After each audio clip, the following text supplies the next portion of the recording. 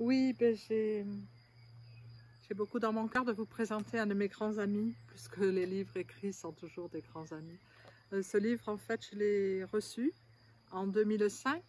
Euh, le titre en a été dicté par l'ami, et le titre, c'est donc Aimer l'être. C'est en fait, ce livre a été la concrétisation d'une relation très particulière, puisque dans les 2005 ou peut-être un peu avant, j'ai commencé à voir cet être qui nous invite à l'appeler l'ami, que certains appellent Sananda, que certains appellent Jésus, le Christ, qui d'ailleurs dit Sananda peut être mon nom, mais ne t'arrête à aucun nom. Ne t'arrête à aucune forme, reconnais-moi dans le silence, appelle-moi l'ami, je reste l'ami éternel. C'est comme ça qu'il s'est présenté. Et je le voyais partout et je trouvais ça presque dérangeant en fait. Enfin plutôt beau quand même, mais presque dérangeant parce que pour moi, je m'étais bien installée dans cette évidence que seul est le tout. Cette relation avec l'unité était plutôt dans le cœur d'une abstraction, d'une universalité de l'être, où seule est cette réalité qui n'a pas de nom, et qui est innommable, indéfinissable, mais qui est la source et l'aboutissement de tout. C'était devenu une évidence, et la simplicité accompagnant cette évidence était très simple. Et le fait de voir cette forme que j'ai bien reconnue, puisque je crois que quand on est petit et qu'on a été éduqué de façon catholique, on a tous envie de voir Jésus, de marcher avec Jésus, de jouer avec Jésus, de danser avec Jésus. C'était un peu une grande frustration de ne pas voir ça concret à l'époque. Mais là, j'ai trouvé ça un peu déroutant, en fait. Et je n'avais pas forcément envie d'une relation comme ça, particulière avec une forme.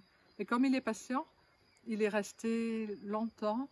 Je le voyais marcher devant moi et il ne parlait pas jusqu'à ce que la relation se rétablisse, non au-delà, non au niveau de l'archétype, ce Jésus qu'on nous a montré dans les églises, qui ne correspond pas du tout à l'être de lumière qui est cet être. Donc j'ai bien remarqué qu'il y avait une différence fondamentale quand même entre cet être qui était rayonnant de joie, de vitalité, d'humour, c'était magnifique. Il marchait devant moi, je voyais les cheveux qui oscillaient avec le vent, et je sentais tout ce prana, toute cette joie. Et la relation s'est concrétisée et il a dicté ce livre. Et ce livre reste très très précieux à mon cœur. Je voudrais vous en donner juste un petit aperçu. Écoutez le silence, dans la simplicité et le sacré. Le sacré n'est pas le mystique. Le sacré est la simplicité qui a retrouvé son visage de grandeur. La simplicité qui chante la totalité. Et la totalité est chant d'amour. La vie est l'incarnation de ce chant d'amour, dans l'éternel silence de ce qui est. Soyez silence, soyez chant d'amour. Avec simplicité, ayez l'audace d'incarner cet amour passionné de la création pour son Créateur, cet amour passionné qui est la nature de l'être. Car l'être est feu d'amour, et vivre est une invitation à incarner avec audace et fierté cette flamme éternelle et vivante. Ce livre invite à une vie d'audace, à retrouver la mémoire d'éternité et d'immortalité du corps, un corps de lumière, un corps qui soit temple de dévotion à l'Éternel un, la source de tout. Vivez de dévotion, dans la simplicité et l'audace de ceux qui se savent le tout. Marchez à mes côtés. Soyez perfection, soyez feu d'amour. Voyez, ce message je l'ai reçu en juillet 2005 et on peut voir à quel point il est actuel.